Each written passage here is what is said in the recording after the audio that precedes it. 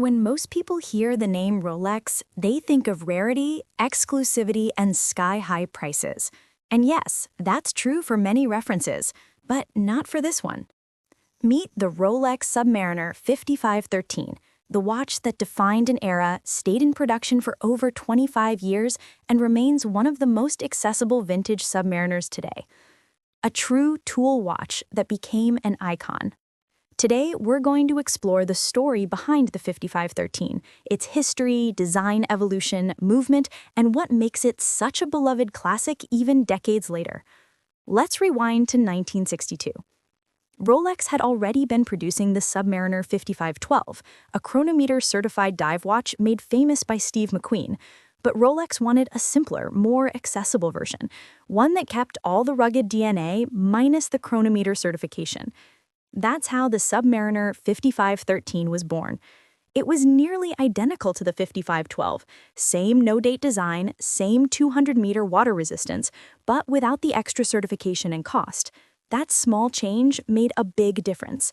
The 5513 became one of Rolex's longest-running and best-selling dive watches, staying in production until 1989. One of the main differences between the 5512 and 5513 lies in the dial. The 5512 had 4 lines of text, while the 5513 kept it clean with just 2, Submariner and the depth rating. Collectors love that simplicity. It gives the watch a perfect balance and symmetry, pure tool watch charm. But over its long life, the 5513 saw many dial variations, each with its own character. Early 1960s models featured gilt dials, those beautiful gold tone inscriptions that glow under the light. Then came the rare Explorer dial, featuring the famous 369 numerals produced for just a few years and now highly collectible. By the late 1960s, Rolex introduced matte dials, a defining moment for the Submariner. Early matte dials had meters-first text, followed by feet-first versions from 1969 onwards, a small detail, but one collectors obsess over. And then there's the MilSub, short for Military Submariner, a special 5513 variant made for the British Ministry of Defense. These had sword hands, fully graduated bezels, and fixed lugs for NATO straps. Only a few hundred were ever made, and today they're among the most valuable 5513s in existence. Now let's talk about what's under the hood.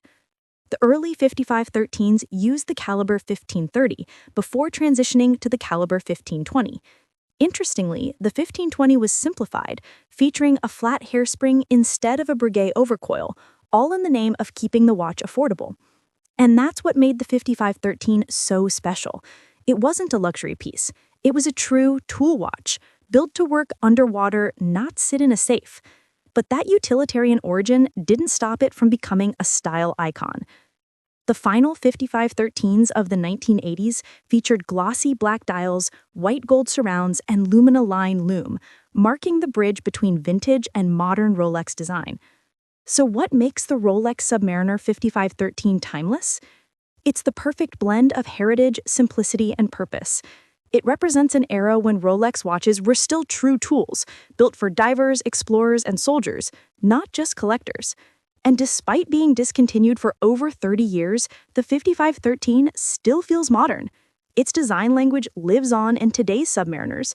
Clean dial, bold bezel, and unmistakable Rolex presence. On the secondary market, you can still find a 5513 at prices that, by Rolex standards, are approachable, making it one of the best entry points into vintage Rolex collecting.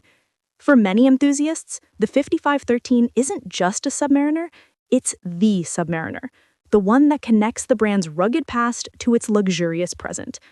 If you enjoyed this review of the legendary Rolex Submariner 5513, make sure to hit like, subscribe, and ring that bell for more deep dives into vintage and modern timepieces.